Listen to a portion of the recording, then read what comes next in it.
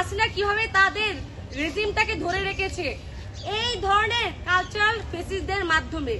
এই কালচারাল ফেসিসরা এখন তাদের রূপ বদলিয়েছে, কেউ অভিনেত্রী হিসেবে এসেছে, কেউ লয়ার হিসেবে এসেছে, কিন্তু তাদের লক্ষ্য উদ্দেশ্য একই, দেশকে অস্থিতিশীল করে রাখা।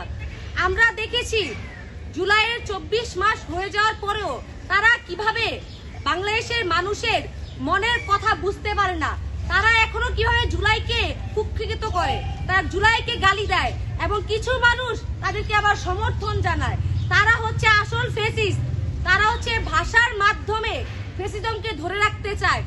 আমি বুঝি না কিভাবে মাহিয়া মাহির মতন মানুষেরা বলে জুলাইয়ে নাকি অভিনয় হয়েছে, বাচ্চা পোলাপানরা নিজেরা নিজেদেরকে মেরে নাকি বলেছে খুনি হাসিনা মেরেছে।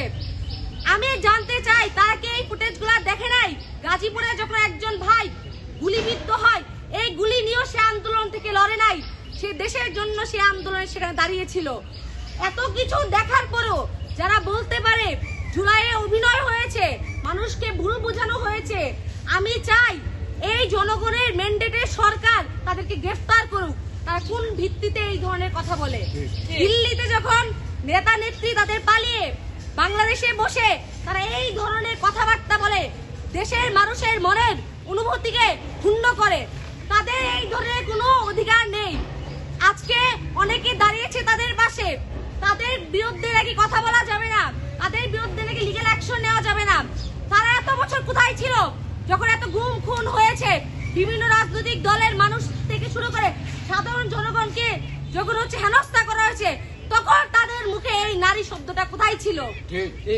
যখন এতদিন ছিল না, আজ মনে করি তারা অপরাধকে ঢাকতে এই ধরনের কথা বলতে চাচ্ছে।